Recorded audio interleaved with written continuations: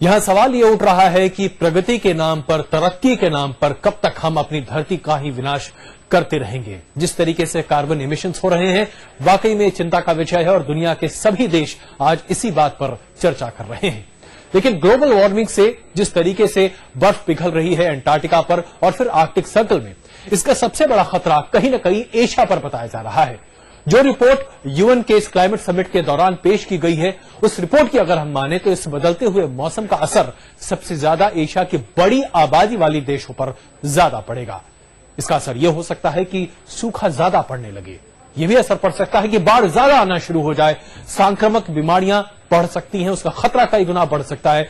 कुल मिलाकर देखा जाए तो अगर हमने आज अपने पर्यावरण को नहीं बचाया, उसकी जद्दोजहद आज नहीं की, तो हमारे आने वाली पीढ़ियों के लिए यह बहुत खतरनाक साबित हो सकता है। क्या ऐसी विरासत हम अपनी पीढ़ियों के लिए छोड़ना चाहेंगे? बदल रहे हैं मौसम के तेवर, बिगड़ रहा है धरती का मिजाज,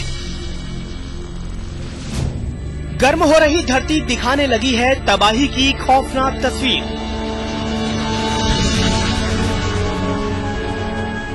लेकिन यकीन मानिए, ये एक बड़ी विनाश लीला की सिर्फ शुरुआत भर हो सकती है।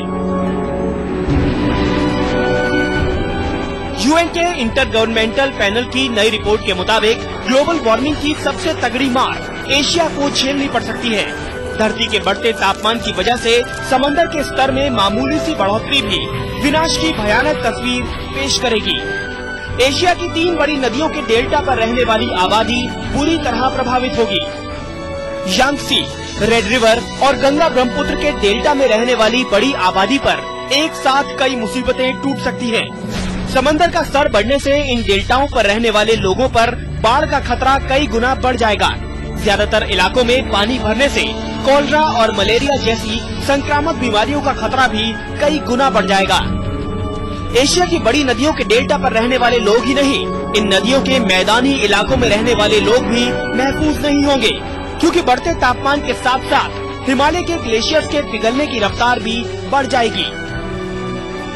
नई रिपोर्ट के मुताबिक धरती के तापमान में 3 डिग्री सेंटीग्रेड की बढ़ोतरी हिमालय में 4 किलोमीटर से छोटे सारे ग्लेशियर्स को पूरी तरह पिघला देगी।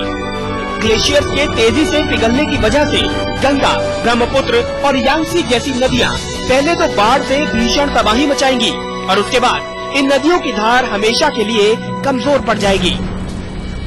एशिया की बड़ी नदियों के सूखने का मतलब ये है कि इस महाद्वीप की एक बड़ी आबादी को पानी की भारी किल्लत झेलनी पड़ेगी। आईपीसीसी की रिपोर्ट के मुताबिक 2020 तक 1.2 अरब लोग पानी की परेशानी से जूझ रहे होंगे। दक्षिण एशिया के कई इलाकों में फसल की पैदावार 30% तक गिर सकती है। बढ़ती आबादी के साथ पानी और खाद्यान्न का बढ़ता संकट क्या मुसीबत पैदा कर सकता है, इसका अंदाजा आप खुद लगा सकते हैं। आज तक ब्यूरो।